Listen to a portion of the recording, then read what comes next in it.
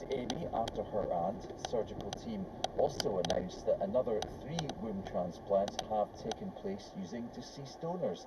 Here's the BBC's medical editor, Fergus Walsh. This is baby Amy. She's the child her parents, Grace and Angus Davidson, had long dreamed of, but thought might never be possible. Oh, she's a little miracle, because we'd never really let ourselves imagine what it would be like for her to be here until we sort of saw her come up over the drapes, so it was really wonderful. That's because Grace was born without a functioning womb. So her elder sister, Amy Purdy, who has 2 children of her own, donated hers. We felt our family was complete. It was never in question that if there was something we could do, that we would do it. It's just blown us away, really, I guess. It's been really nice to be part of. It was incredibly difficult to let her do that for me. I mean, it's incredible. It's a huge act of sisterly love. Angus says there was never any doubt that baby Amy would be named after her aunt. It was an absolute no-brainer. We'll look at our daughter every day of her life and remember her auntie who played that crucial role in bringing her into the world, and we wouldn't have a family without Amy. The womb transplant from sister to sister was the first in the UK and took place in Oxford 2 years ago. Since then, 3 more womb transplants have been carried out using deceased donors. Surgeon Professor Richard Smith led the organ retrieval team. He's been researching womb transplantation for more than 20 years. So there are approximately 15,000 women in the United Kingdom who do not have a uterus which is functional to allow them to bear children. 5,000 of those women were born without a womb. And this is not for everybody, but this is hope for a goodly proportion. Grace was brought up on a farm in Scotland. Come on, sheep. And says her rare medical condition had a big impact on her mental health. I didn't feel like I was living a very full life. I felt pretty broken. So my quality of life wasn't great, I would say. There was a sadness that was over me, and the sadness is gone. I think it's just the joy that I feel now that she's here.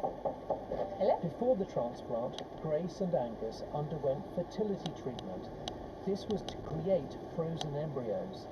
Amy was born using one of these. There are around 10 women on the waiting list with embryos in storage or who are undergoing fertility treatment. But the surgical team say they have enough funding to carry out just 2 more womb transplants.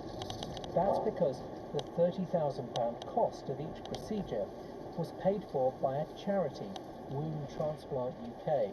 Dr. Isabel Quiroga, who led the transplant team in Oxford, rejects the suggestion that these operations are unnecessary.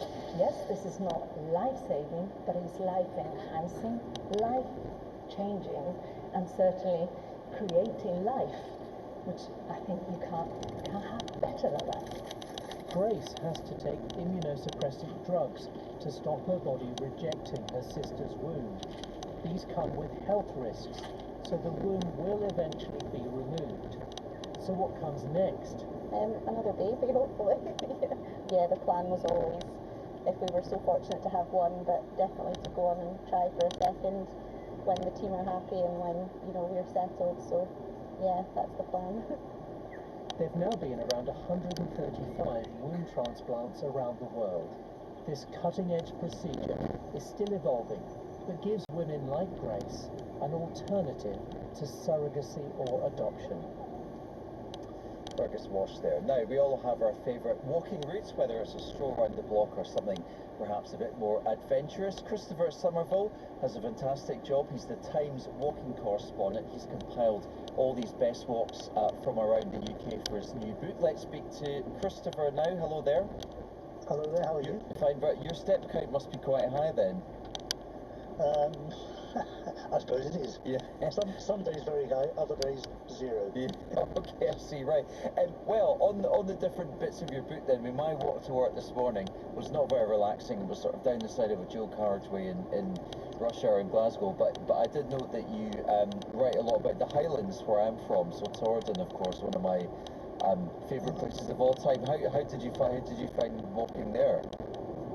Well, wonderful, absolutely wonderful, really fantastic. I think Torrington's a beautiful area. I think my favourite walk of all, though, is probably Craig Mackey. Do you know that lovely nature reserve? Haven't done it myself, but yes, I have heard about it, yeah. Yes, between Speedbridge and Abbeymoor, there's a lovely path that winds up. It's easy to follow through these flowery meadows to deep dark loch in a corrie with those mountains overhanging you, and it's just the most sensational place. Wow. So how are the walks are the routes in your book quite easy to do, or are they something that everyone can take up?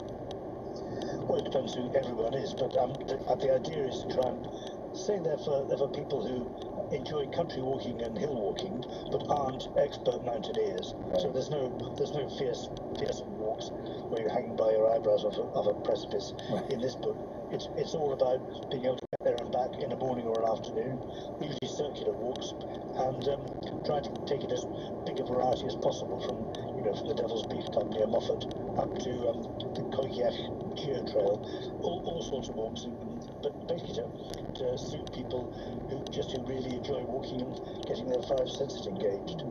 And I noticed you call walking it like a sort of having a meditation on our relationship with the landscape. Just tell us a bit more about that.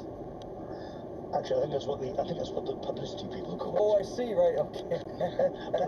but I will riff on that if you like. Yeah, sure. I mean, it is a sort of a meditation because as you probably know, I'm sure if you go walking at all, you know, after the first mile or two, the body's doing it automatically, and you're free to in the skull cinema, as they call it.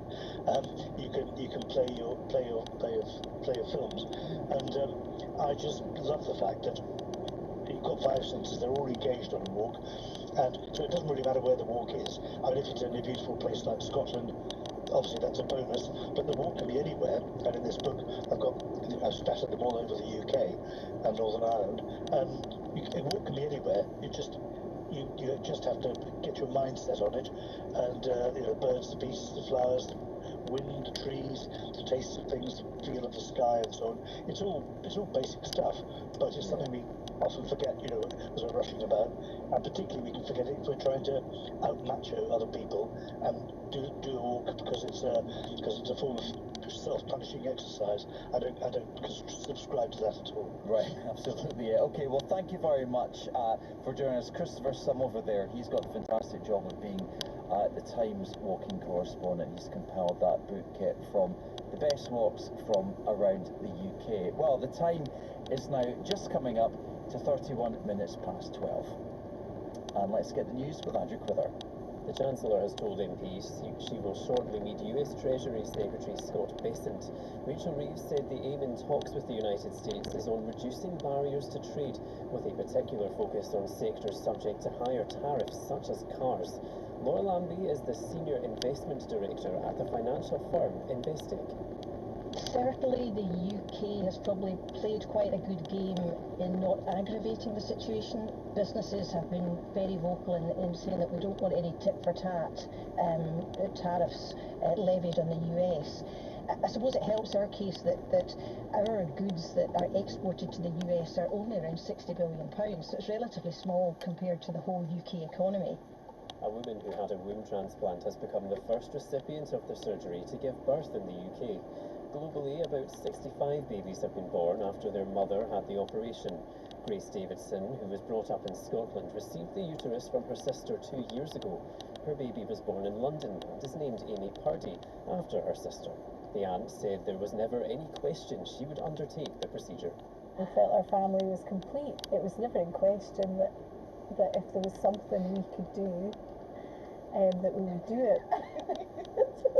It's just blown us away, really, I guess. It's been really nice to be part of. Prince Harry is attending a court hearing in central London, which will consider the level of protection he receives when he travels to the UK. He has flown in from the United States, where he now lives. Harry is challenging a Home Office decision to downgrade the security he's given, arguing he still faces dangers. A paedophile has been jailed for 4 years after cybercrime investigators found he had used his home Wi-Fi to share indecent online content. Police who raided his home in Aberdeenshire found images of him sexually assaulting a young girl. Robbie Boyle reports. The High Court in Edinburgh had previously heard how 43-year-old Alan Moyer was brought to justice after police received intelligence from staff at the National Online Child Abuse Prevention Organisation. They discovered an internet address linked to his home in St Cyrus. Police officers who searched the property in November 2023 found mobile phones containing more than 1,600 images, including of Moyer sexually assaulting a girl aged 8 or 9. He later admitted sexual assault and an indecent images charge. Sentencing Moyer today, Judge Lady Haldane said it was clear that significant harm had been caused to the child victim. She placed him on the sex offenders register for life. Worries about an outbreak of foot and mouth disease in cattle have led to significant disruption at the borders between Austria, Hungary and Slovakia. Many crossings have been closed and big queues of vehicles are building up where borders are still open. So far, the instances of foot and mouth disease are small. It's been identified among beef and dairy cattle at 4 Hungarian and 3 Slovak farms. The Scottish Episcopal Church's Bishop of Aberdeen and Orkney, the Right Reverend Anne Dyer, says she's determined to rebuild trust with everyone in the church, including those who accused her of bullying and fellow bishops who asked her to step down from the role. In October last year, the church's independent procurator, senior lawyer Paul Reid KC, decided not to proceed with legal action against Bishop Anne, although he said there was enough evidence to provide a realistic prospect of conviction under church law. In her first interview since that decision, the bishop has told BBC Radio Shetland she is doing all she can to restore relationships. I would want to reassure everyone that I would want to listen very carefully to their experience and how things have been for them. I hope that they would hear me as well. Some of this is about differences, about opinions on what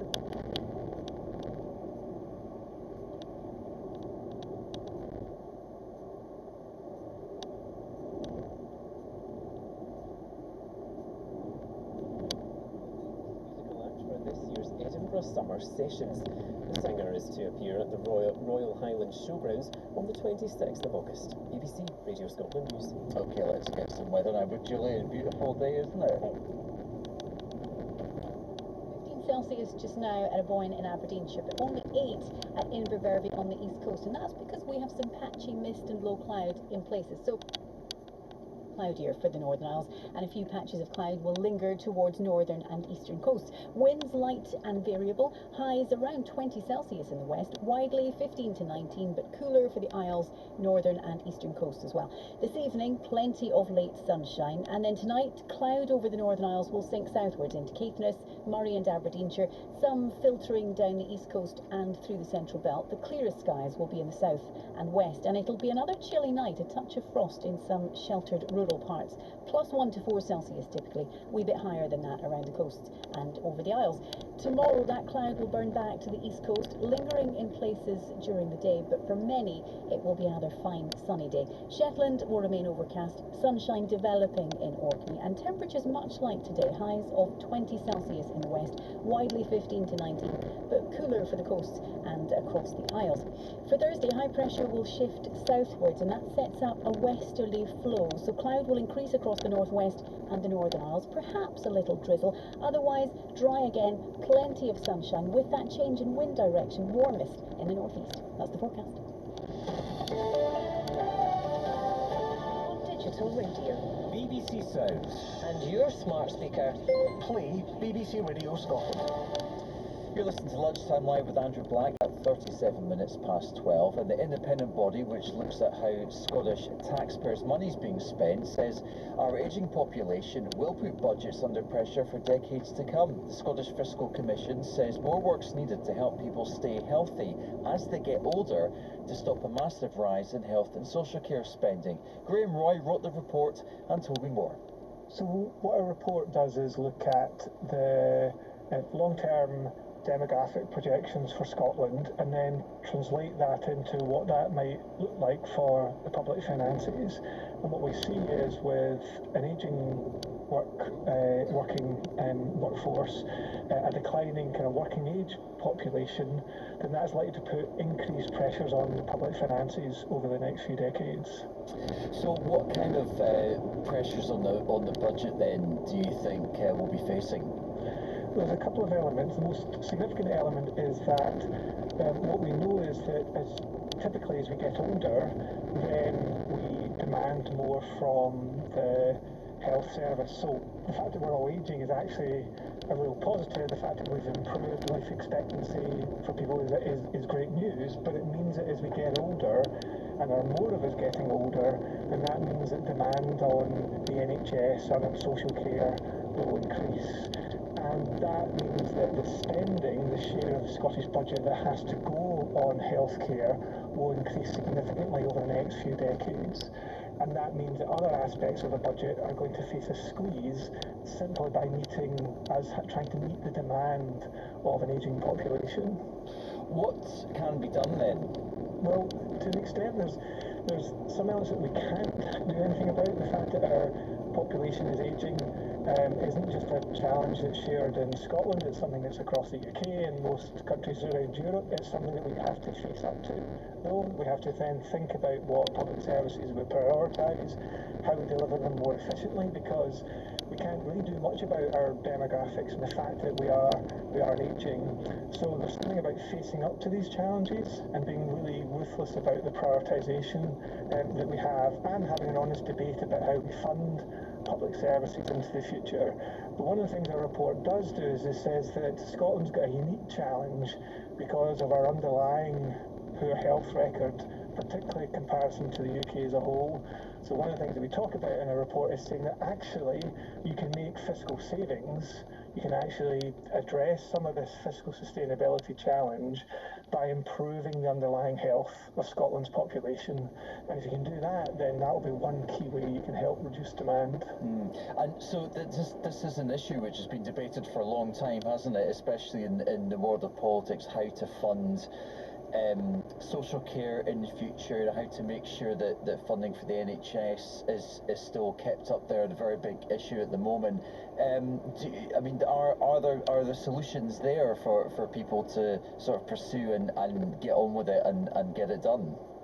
I accept it's very difficult. I guess one of the things I would say that's quite different now is that a lot of the debates that we've had in the past have been about something that might happen into the future, and it's been almost kicking it into the long grass. I think what our report really does to say is that this is actually happening now, and it will really peak over the next 10 to 15, 20 years as our population ages. So the more we can do now to think about funding social care, the more we can do to think about prevention, improving health, the all more significant and urgent that is, because if we don't, then what our report says essentially we're going to have to start scaling back spending in other areas simply because the pressures we face in health will be unaffordable. That is Graham Roy there from the Scottish Fiscal Commission. And still to come on Lunchtime Live, the search is on for a Scottish tourist who was wrongly deported from Norway. And well, she's a little miracle, because we'd never really let ourselves imagine what it'd be like for her to be here until we sort of saw her come up over the drapes, so it was really wonderful. We've got a baby girl has become the first child in the UK to be born from a womb transplant. We're going to be speaking to the surgeon who led the organ.